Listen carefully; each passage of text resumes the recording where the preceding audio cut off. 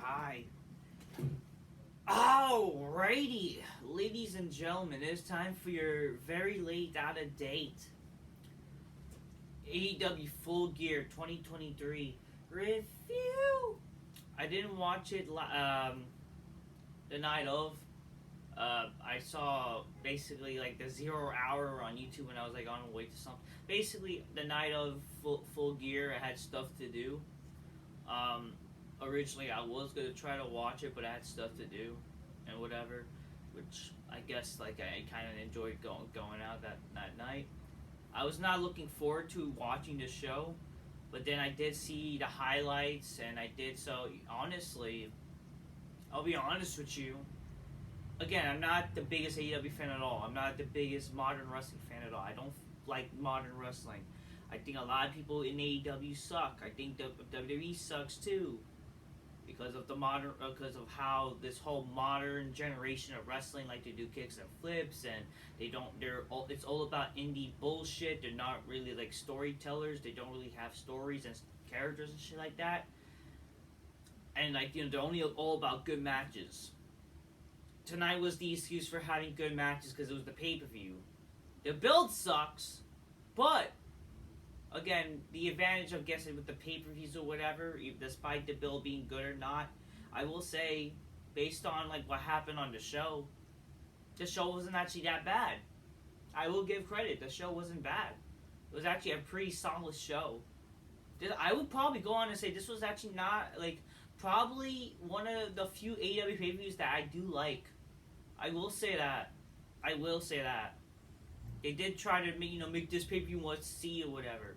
It wasn't a bad show. As far like from like my, I mean to say like what is your favorite AEW pay-per-view? Like there's very few in my honest opinion, but this was actually not that bad. I will say that. I thought the show like they had some memorable shit that happened on the show. Definitely, I'm gonna I don't mind this show. They try to make people care about this show. So I don't hate the show. I like the show. I actually did like it. So, is it worth spending $50-something bucks? No way. I don't even think fucking wrestling pay-per-views back then, when even with WWE, they were like the only people in town, along with TNA, that they had fucking $50 to spend on a pay-per-view. So, I don't know why AEW does that, unless that's bullshit with the inflation. I don't fucking know, but all I remember is like, even before this whole bullshit with 2020 and the inflation crap, they were charging people $50 to buy a pay-per-view. When pay-per-views were like 30-something bucks back then. And WrestleMania was like only $50. I don't know. Whatever. Every pay-per-view was fucking $50 with fucking AEW. I don't fucking know. Anyways, I hope y'all grab me Coca-Cola and Styles Glass and drink my Nestle Spy Miss Bitches go oh shit. I'm not drinking at the moment because I just taken some supplements. So, yeah. Anyways, but I wanted to do this review. I finished watching basically like the show in highlight form on Sunday, but then I went to the gym.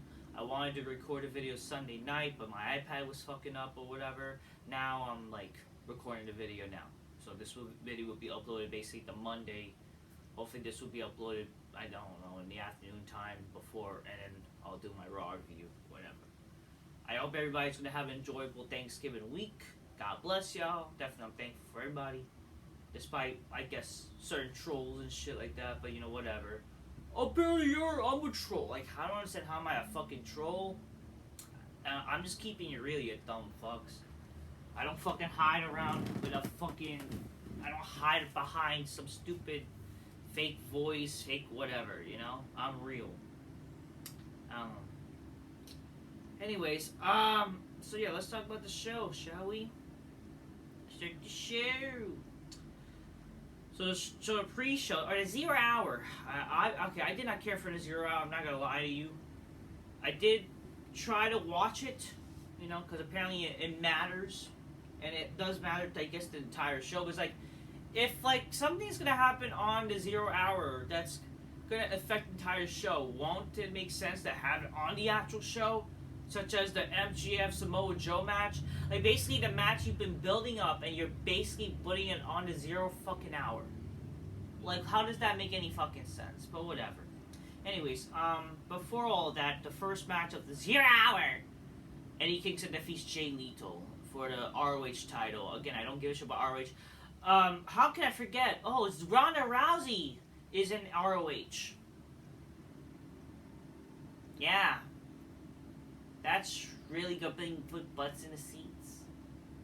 Isn't that sad? Ronda Rousey, like, you're putting her in ROH instead of AEW. It doesn't matter where she goes. Even if she goes to AEW, it wouldn't even matter. But, like, seriously, ROH. Why are they still trying to make people give a flying fuck about ROH? I don't know what to fucking tell you. Whatever. Eddie Kingston won. Whatever. This stupid match. I did not care for it. I'm sorry. Just like, why should we care? And I didn't really think the match was even that good at all. So it's like, sorry. Cesaro or Claudio Castagnoli, don't use that slave name, defeated Buddy Matthews. Apparently people thought this was a good match, but I didn't really care. I'll be honest with you, I thought this match was pretty fucking boring. Again, a lot of these fans were fucking praising these matches, like, this was such a good match. Like, I'm sorry, not really caring about this match. Sorry, no, not really. But whatever. Claudio offered to shake hands with Buddy Matthews, and he walks away and bullshit. I don't fucking know. The main event, MJF and Samoa Joe they do defeat the Guns with the distraction of Adam Cole, Gay, or Gay, I should say. The match wasn't bad. It was kind of fun, you know, with Samoa Joe doing. And again, just say, why wasn't this on the actual pay-per-view to help, like, build to, like, the entire show's, because basically the entire show's around, like, it's MJF could be, you know, ready for the show, or, you know, basically, like, they were building to this match for basically weeks, right? And then this is on a fucking buy-in or whatever. I don't fucking know. But again, this is for the stupid tag titles that doesn't mean anything. Like, this is not even for the fucking actual tag titles of the actual company. This is about again, this is the problem when you decide to do Adam Cole versus MJF versus Adam Cole and MJF going after the basically the NXT tag titles in a sense. Like, you're going after the not main titles, but you're going for the fucking stupid titles that don't really matter. It's so fucking stupid. It's so stupid. I don't know. I don't fucking know. Anyway, so I hate that they're turning MJF like kind of like, oh, he's so loving Adam Cole. It's like, it's so gay kind in a sense. I understand they're bromance or whatever, but it's like, it kind of seems like so fucking gay in a way, in a sense. Like, come on, dial it down a bit. Y'all, you're a guy, aren't you? But yeah, we can't forget this guy did gay indie shit in the indies, so we can't believe that this guy, we can't act like this guy is such an anti-smart character, yet he's fucking, like, one of his dream opponents was Adam Cole, gay supposedly. So, yeah. Samoa Joe and MJF did had a, see, I can't drink, oh man, I'm thirsty. MJF is gonna give Samoa Joe his title match as he promised, whatever. So that's what happened. It does help him. Basically, they did show, like, MJ trying to pose as Samoa Joe doing the muscle buster or whatever. And I don't know. The Gun Club, I will say, their fucking entrance theme is pretty good. That's something I do like about this Gun Club group. Like, their entrance theme is pretty poppin'. So, you know, hey, it's not bad. But yeah, after the match, MJF, he gets attacked by the Guns, which is Billy Gunn's sons, and then they injure him with the chair. Like, they take a chair, injure his ankle, just like how Adam Cole's ankle is injured. Samoa Joe basically didn't help, or he didn't know. So, and then MJF, before you like getting to the ambulance, like, he's telling, don't let them take my championship. So, like, emotion, you know, like, which is not bad, you know. Some emotion type of shit. It's not bad. It's okay. But yeah, let's move on to the actual show. The actual show, Full Gear. So I guess that buy-in match was not bad, but you know, everything else was shit too. First match, Edge, aka Adam Copeland, Sting, and Darby defeated the Patriot. That's what they're calling them, which is Christian, Luchasaurus, and Nick Wayne. It kind of felt like, shouldn't maybe like Christian get a win in a sense? But I kind of understand why they had Edge win, or the Team Edge win, which I don't mind. I don't care. I will say again, this was a really good opener. I actually liked this opener. I did. Fucking Christian came out with a choir of kids, which was pretty funny. But Edge's entrance with fucking Sting and Darby was pretty fucking awesome. Shit like this is it's what makes wrestling cool. So it was just an awesome entrance. Edge also had like a half skeleton face paint. I guess to honor both Sting and Darby, since they're all teaming up together in a sense. And Edge had like better attire. Edge had the rated R attire and shit, and he also had Copeland instead of Edge. I understand, you can't really be Edge, but boy, do I miss calling him. I mean, do I miss just him known as Edge? But hey, we're just gonna keep calling him Edge no matter what. I hate to be able to call Adam Copeland, rated R Cope. Imagine if he just called Cope, and basically, he has to freaking everybody Cope. You're coping. Whatever. This was a pretty good opener. I enjoyed it. Ric Flair was there. He did get involved a little bit, but then what happened? He got basically low up by Christian. Who knows? Maybe Ric Flair versus Christian. Apparently, he's not gonna wrestle ever, fucking Ric Flair. But I mean, I would not mind. Heck, his last opponent be against Christian. I would not mind. Maybe that'll be a better. Okay, one of the key problems of why that match sucked Ric Flair, not only because he was fucking definitely old and not in the best shape as he should have been. It's who the fuck cares about him wrestling these other guys? Oh, Jeff Jarrett and fucking Jay Lethal. But who the fuck really cared that he was teaming with Andrade? Oh, his son-in-law. Who cares? Gotta build a match better. I don't fucking know. Anyways, I really did enjoy this match. Really entertaining. It's good to see how Edge, Darby, Sting working together. They did, good moves to each other. Edge and Christian didn't really touch each other. I guess because they're building that much up even more to a future pay-per-view, which I do like. So, Darby fucking just gets thrown around. Holy shit, got thrown around by Luchasaurus. Holy shit. Man, what crazy that guy, huh? But yeah. And then after the match, Edge and Darby, they basically praise Sting, says this is Sting's last match in Los Angeles. Give him a round of applause, and we basically end the match with Sting getting a standing ovation. It's good. I enjoyed the match wholeheartedly. This was a good 6-man tag match. Does this felt like this could have been a TV match? In a sense. That's why, in a way, I don't really have any. I'm not gonna praise these shows as so fucking great that you had to buy for pay-per-views. In my honest opinion, honestly, if this was a TV show, if this was a fucking what they were doing more in AEW television, it's hell yeah, okay. This is excellent fucking TV wrestling show. The fact that they paid $50 for a show like this, when basically most of the matches don't really have any proper build, and they only just rely on having good matches, does that really make your money's worth? I don't know, but I will say this was a pretty good opening match, even though it was a 6-man tag. But I guess because the idea of Edge and Darby and Sting teaming up, even though they basically team up already, kind of takes away the purpose, can they win? It's whatever. But it was entertaining, very entertaining match. I'm not trying to complain. Tony Schiavone comes out and says after what happened to attack by the Guns and MJF is unable to compete in the main event for the AEW World Title. And then Jay White comes out and is oh, that's so unfortunate. He has he had him. They messed up his music. They gave him the Guns music instead. It says, "Oh, I should just be the new champion," and then Adam Cole gay interrupts. It comes out and says, "That's not gonna happen." Whatever.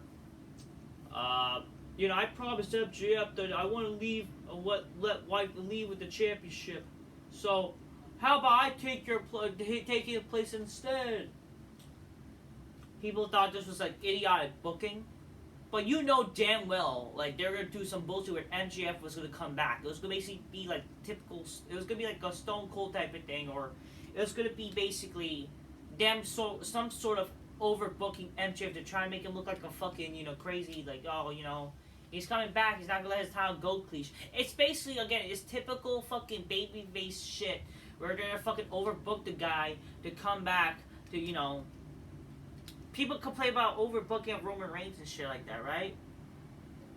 That's what they're basically doing with MJF. So I don't understand why people don't get it. Like, this was what they're gonna do. They're gonna have MJF come back in some sort of sense to defend his title. So I don't know why people are complaining. Like, this is the worst thing ever. They're really gonna have Adam Cole wrestle. Like, that's what people are saying. I don't know. I don't fucking know. But obviously, how does it make sense for Adam Cole to fucking be cleared to wrestle? Like, how does that make any fucking sense in the world? I don't know. People were saying this some WCW shit, whatever. Second match of the official show. Orange Cassidy defeats Moxley clean for the International Championship. I thought this was not, in my honest opinion, how the fuck did this make any sense? How the fuck did this make any sense? Moxley, a guy, John Moxley or Dean Ambrose, what the fuck? The same guy who went toe-to-toe with guys like The Undertaker, Roman Reigns, John Cena, Brock Lesnar. He almost beat those guys, supposedly. He beat Cena. He pinned Roman Reigns before. Like, when you have a legacy like that, you should not be losing to fucking jobbers who are equivalent to Santino! That's the fucking problem. The problem with AEW, they're treating Orange Cassidy as this serious wrestler when clearly his gimmick is that he's a jobber. Which is not fine. I mean, it's not a problem. It's not a problem to treat Orange Cassidy like a funny gimmick where he just, he's goofy and he always put his hand in his pockets. You see, the problem with this is that they're really trying to make Orange Cassidy this serious wrestler when he's literally a gimmick that's not main event worthy. That's not a fucking gimmick where he's going toe-to-toe with guys who are so dangerous. Like, how does that make any fucking sense in the fucking world? That's literally like Santino literally almost winning the world championship. It's fucking retarded. It's no different than Eugene, a retarded gimmick, fucking almost winning against Triple H. How does that make? But the difference is, at least when Eugene was fucking wrestling Triple H, you kind of actually cared and enjoyed because of the build-in story, and not just that, you actually thought it was funny. In my honest opinion, Orange Cassidy's not even that funny. But we're really gonna have this guy beat John fucking Moxley. I don't fucking know, man. I just thought it was stupid. The match, Moxley bleeded, and Moxley basically bites his nose and shit. Like, great, you're gonna cost him a nose surgery.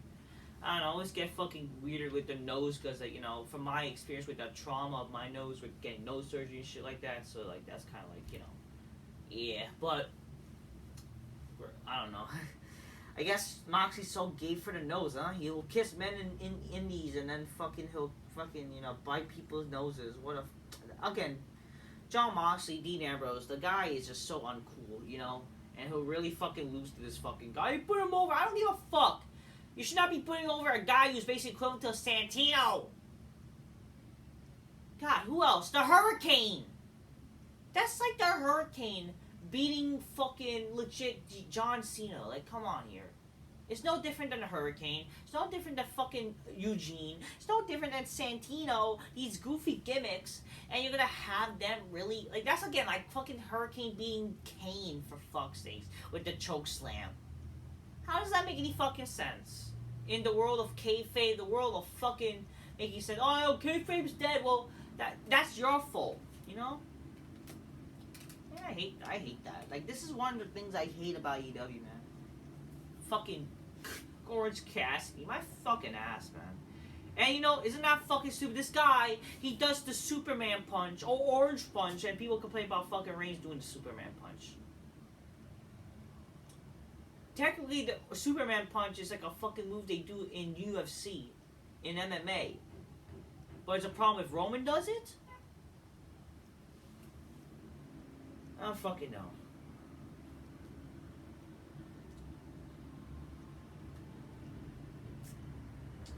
Timeless Toni Storm in the third match defeated Hikaru Shida. She just wins. I thought they were gonna have Mariah with Mayweather. I don't fucking know. I didn't really care for the match, honestly. But hey, Toni won. Good for her. You know, I don't hate it. Eddie keeps backstage saying, like, you know, I'm after the Continental title tournament, and I'm gonna raise the stakes. I'm gonna put my 2 titles on the line. Apparently, like, and this has been word that came out. Apparently, the titles are gonna merge to one new title. So what? No more ROH? Hopefully, I don't know. But not just that. Like, but if that's the case, why is it that you're having another new title? So you're gonna have the Continental title? You have the International Championship, which I assume is supposed to be the Intercontinental Championship for your company.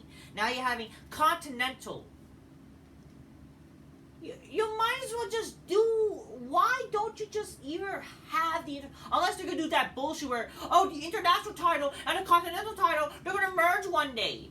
Is that what's going to happen? They're going to have the Intercontinental Championship? I mean, New Japan has an Intercontinental Championship, right? Is that what they're gonna fucking do now? Is that what they're gonna fucking do? Probably. I bet you. So they're basically, apparently, this World's End tournament or whatever, this fucking Continental tournament, which I don't know why they're fucking doing. They're gonna have a new title. You have already an International Championship, right? You did a tournament for that. Why are you doing a tournament for God knows what reason? And you're gonna have a new title supposedly? I don't fucking know. It's like, you get a championship, then this guy is a championship. Again, it's Oprah Winfrey all fucking way. Left and motherfucking right. It's not good stuff. Like, fuck's sakes. Like, holy shit. The tournament will be a triple crown champion. How does that make any I don't fucking know. Anyways, let's move on. Fourth match. Team Ricky Starks and Big Bill. They defeated FTR, I believe, the Lucha People, and the House of Black in the ladder match for the tag titles. There was a bunch of spots in this match, obviously. It was a ladder match. They do a lot of ladder matches. Was this bad? No. This was actually, again, it was a fun ladder match. How can ladder matches not be fun? It just, with problem with AEW, you do too much of it. And it's like... The only reason why this match could have been exciting if this was a ladder match. If this was a regular tag match, who the fuck would care? So this was more must-see than usual. I don't hate the ladder match. Cool things happen. Dangerous things happen, but, you know, it's all the risk, I guess, to make people care about the match. There was, like, fucking one spot, was it Brody King? He did some crazy driver finisher onto the ladder, which is, like, fucking crazy, you know? One of the FTR members almost like fell when he was gonna try to do a spot, but he eventually does it.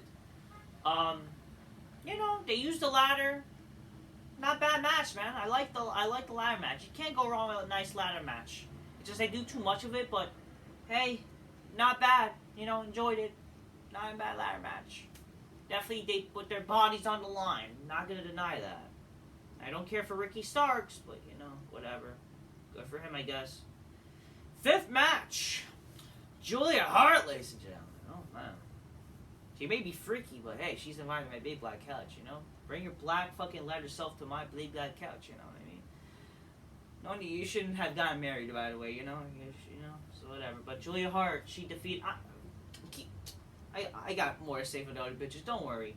Julia Hart defeated Chris Statlander and Sky Blue to become the new TBS champion.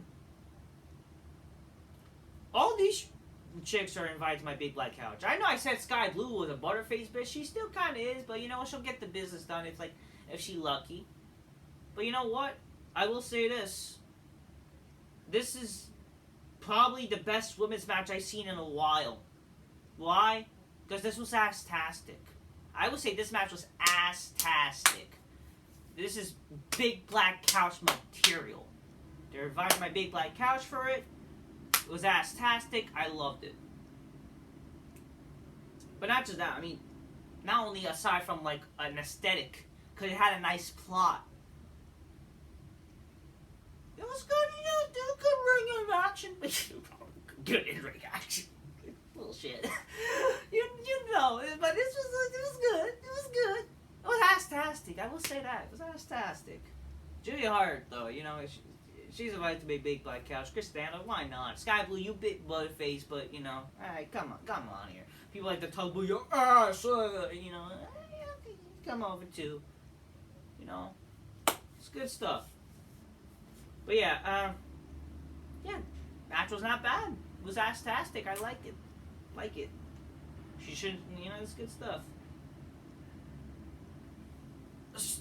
Then the big free agent announcement, they announced on Dynamite. They didn't announce on Dynamite, but it was like a Tony Khan tweet. The hottest free agent will be signed to AEW. You see, you would think the hottest free agent would be a person who has never been part of AEW, right? You know? And they'll like sign them. Something like Christian, right? It's literally Will Ospreay. We've seen this guy already on AEW. You would assume that this guy, even though he was on AEW before, they'll just say, okay, he's officially an AEW wrestler now. No, we gotta make this whole stupid segment where, like, it's gonna act like this is a new debuting character like Edge or whatever. And it's a guy we already had on TV, basically. Which, how does that make any fucking sense? And it was already there with New Japan or whatever. To me, how does that make any fucking sense? Like, the guy was technically already in AEW, he competed in AEW before. Why we gotta do this bullshit, like, where... Can you just announce, like, if Will Ospreay appears and you could have just done some mention and go, he's officially now an AEW wrestler? You couldn't just do that? Like, why you gotta make it seem like that's a new guy? But again, I don't give a shit. So, he should have been in WWE. Apparently, you know, he was becoming free agent because he was like, his contract was expiring and he's looking to sign new contracts. There was talks of WWE even signing, and I'm kind of happy they didn't because again, what's the difference between Will Ospreay and another guy in AEW who's like a typical great wrestler who has no character and storytelling? Like, he's just a great wrestler who does all these flips and kicks and these dangerous looking moves. Like, what's makes him different than AJ Styles and Seth Rollins and whatever? But aside from, the dream matches, I want to see Rollins versus Will Ospreay, all this indie bullshit. Like, no. I'm glad. Like, keep the indie shit in AEW, okay? Whatever. They saw we're the best in the world. Well, I don't care. Will Ospreay is revealed as the blockbuster announcement. Like he's really a blockbuster. Like, this is the big can't miss prospect. Even though, like, this guy was already on AEW before, didn't bring any ratings up. How does that make any fucking... Who the fuck cares, okay? I don't fucking know. The guy, I think, he cut a promo saying, like, you know, I'm not going to compete in AEW yet, but I soon will. Like, then why the fuck you came? Like, why the fuck, if he's not going to compete soon, why did you sign him? Like, why did you do this segment where he's there? Like, then what's the fucking point? You know, like, that's what I have to say. Like, I don't fucking know. Like, then why the fuck you showed up and you're not gonna, like, compete soon, or you're not gonna be on AEW television soon? Whatever. He talked about how, you know, like, my kid, you know, I was young and whatever, you know, like, and, you know, my kids are, you know, but, like, I'm gonna be able to become close to home, and I'm gonna compete. So I want you to stack all the best for me, and I'm gonna put the best in the world. Oh, you know, typical, like, I wrestle all over the world. I put the best, even though no one fucking calls, and I'm gonna best. I'm gonna prove I am the best. Oh, I'm the best in the world. I'm gonna be the champion. It's the typical gay indie wrestling promo. Like, fucking shut up. I don't know. Whatever. What the fuck ever, you know. The next match. Swerve Strickland defeated Adam Page. And definitely, I will not lie, this was definitely one of the most violent matches in modern day. The Texas Deathmatch. Definitely fucking insane. I will say that. This was probably match of the night. Definitely violent. Definitely fucking crazy. Swerve Strickland had his fucking, you know, dancing music with Prince Nana. I think it's funny. And he had like some dancers dancing. They're like some black women, whatever. I mean, hey. They're not my type, but they. Some of them are okay. I don't fucking know. And then Hangman Page right at the back attacked him. They used staples.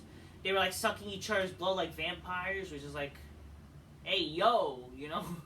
But it was brutal, man. The match was pretty fucking brutal. Thumbtacks, fucking barbed wire chairs, tables, a cinder block, chains, staples. Man, anything but the kitchen sink, huh? This was definitely a fucking brutal match. Definitely fucking brutal. Fucking Hangman used staples on him, but then on Swerve, it obviously affected him.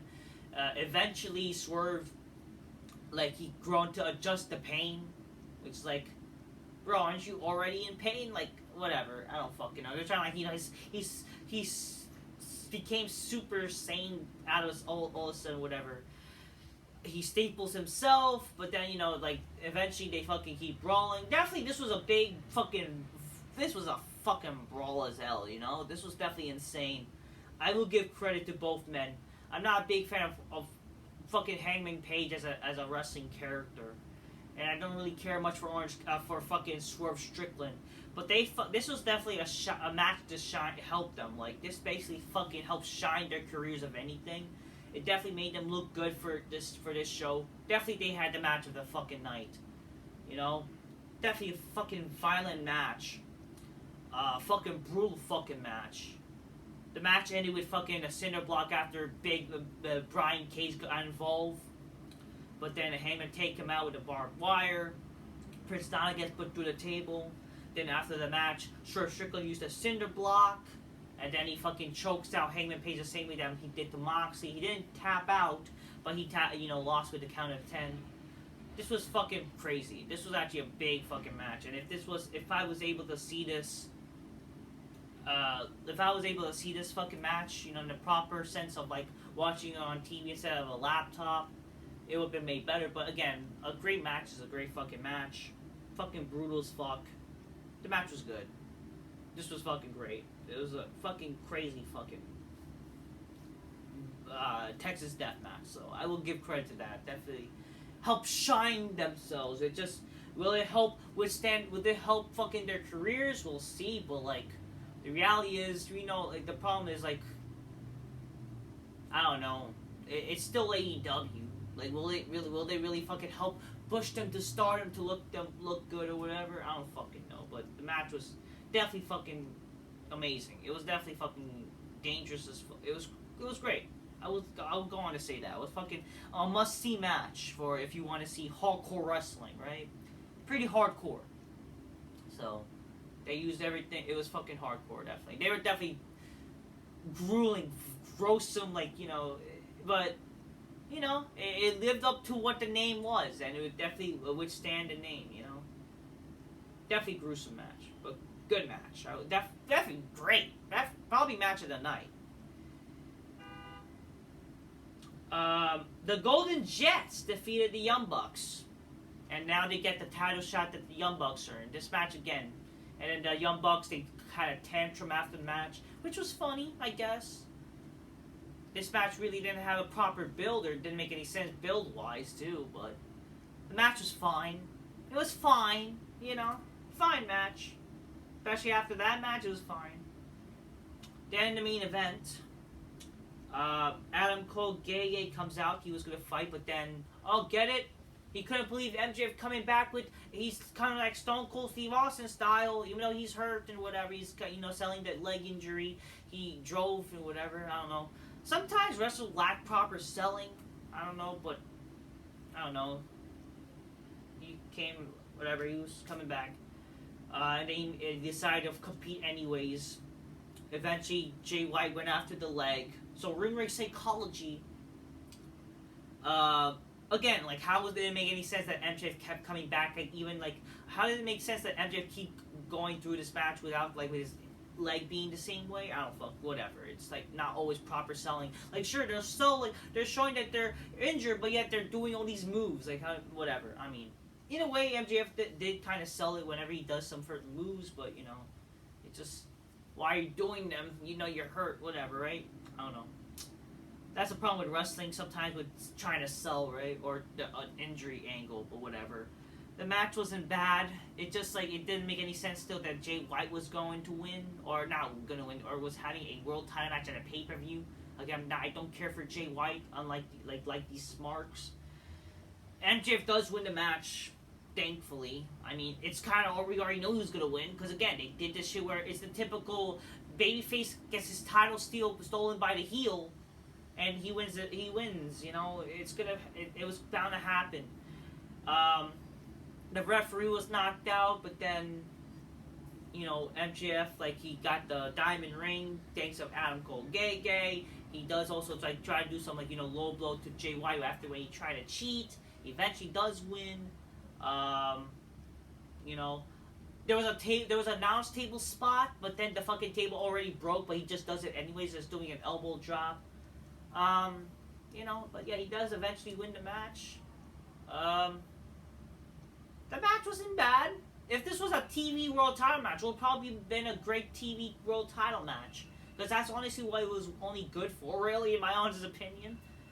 But, hey, that was the main event. It was okay. It was not a bad match. Then you see MJF and Adam Cole, they embrace. They're good buddies with each other, People were expecting, what, is the double gonna show? They're kind of building that maybe towards the World's End, which is the next pay-per-view around the New Year. So people were like disappointed. Where's the devil? Where's the devil? I mean, they're kind of building it, So, but I don't really have a problem with it. Overall, the show wasn't bad. Definitely not bad. So yeah, I did enjoy the show. Yeah, you see MJ crying. Like, why are you crying, bro? Calm the fuck down. Whatever. Yeah. I don't know, but anyways, yeah, the match was not bad, I guess. Overall, the show. Yeah, but this was definitely overbooked. People complain about Cena being overbooked or MJF or whatever. Sometimes you seem to see people saying Stone Cold was overbooked, but at least with Stone Cold was unique. This is kind of way overbooked it was, But yeah, I don't know. At least MJF is still champion. Overall, the show wasn't bad, man. The show was actually a good show. I would go on to say this was a good preview overall. Some would enjoy the show. Good things happen in the show, mostly good things. So yeah, that's what I have to say. It Full Gear. This is probably one of the few times again, I do try to praise whenever AEW does something right. I would say more so this was a good pay-per-view. So for you people that say I'm so anti-AEW, there you go. That's all I'm saying. Just keep it real. Get your games closed by Nissy's by Missing Bitches go, oh shit, that's all I'm saying. Until next time, peace. Yeah, bye.